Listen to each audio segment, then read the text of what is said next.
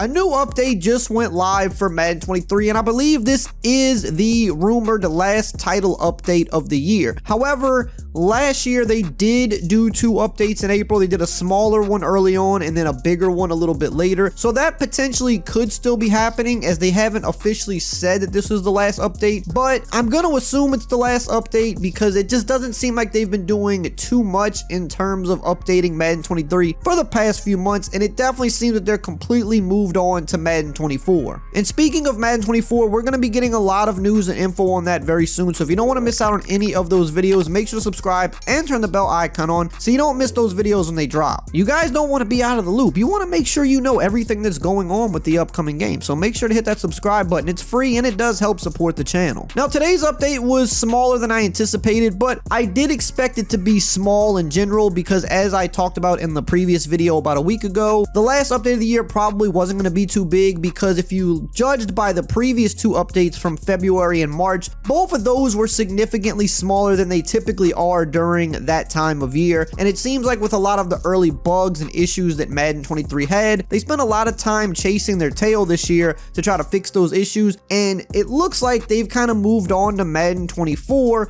a little bit earlier than they typically move on to the next game, which could very well be a good thing. If they moved on to the next game earlier than usual, hopefully that means next year we won't see as many crazy bugs or see as many issues, because a leak did come out a couple months ago that said they are looking at Madden 24 as a make or break game, and they know that they have to win people back over after the disaster that was Madden 23, specifically with franchise mode and Ultimate Team. But I still thought we would get a little bit more content with this last update, seeing as the game is not going to be touched for the remaining few months of the year, and for the people that still play late into the year, they're not really getting a lot of stuff here that we could have got, like some playbook updates, for example, maybe some more game balancing, which typically doesn't happen too much this point of the year, but it would have been nice to have a little bit of that, as certain things have been super dominant since day one. Now, in terms of gameplay updates in this patch, it literally just says general stability updates across all modes. Now, what that likely means is, of course, not just the gameplay itself, but for franchise mode, Ultimate Team, Superstar KO, the Yard, and Face of the Franchise. As you know, the general stability improvements and updates are kind of vague. We don't 100% know what they mean, but we do know it has something to do with server related stuff, kind of keeping the game modes functioning. We know that this year specifically, and even in previous years, we've had a lot of server related issues with franchise and with Ultimate Team, and with some of the other modes where they constantly kick you out, modes would restart, they'd kick you backwards,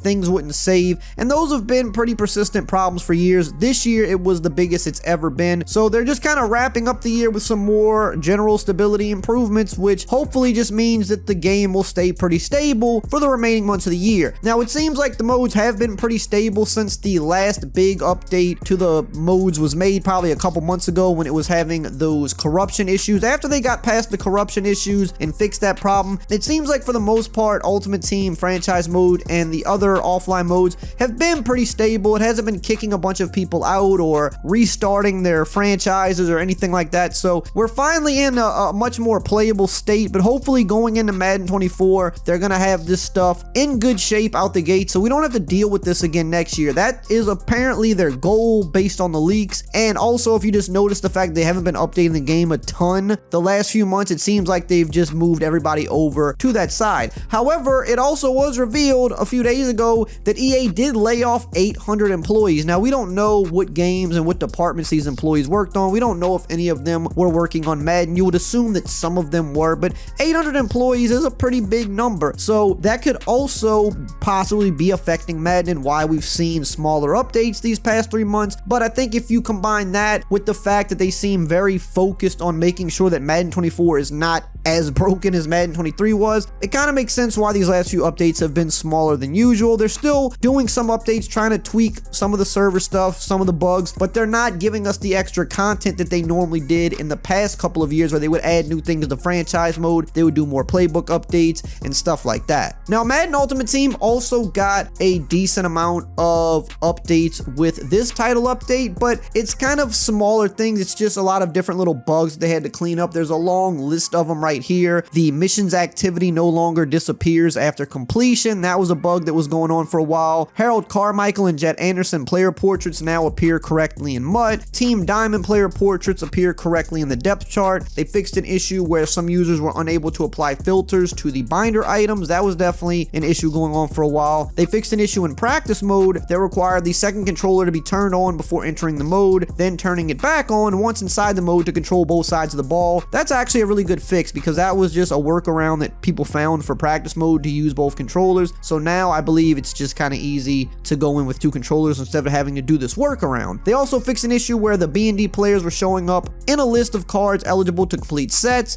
They fixed an issue where some users were getting an invalid lineup error when entering. I would get that a ton anytime I would actually go into MUT, so glad that's fixed. The rank tab was removed from MUT champions. They fixed an issue where upgraded team captains could be added to sets, and the global profile button is now available in the MUT hub. So kind of just little small glitches or visual bugs that were going on with Ultimate Team that they finally cleaned up. And another little interesting side note, even though this doesn't technically have to do anything with Madden, it is interesting because this could be something that happens in Madden's future. EA announced officially today that the FIFA game is now going to be called EA Sports FC moving forward. As many of you know, they no longer have the FIFA license after this year because they simply just did not want to pay what FIFA was asking. Now with the FIFA game, the FIFA license isn't exactly the same as the NFL license because for the soccer game, they're still going to have like most of the teams, the players and stuff. They're just not going to be able to use the separate FIFA license, whereas with the NFL, you kind of need the NFL license to have everything in the game or else you have no teams, no logos, really no players either, and stuff like that. But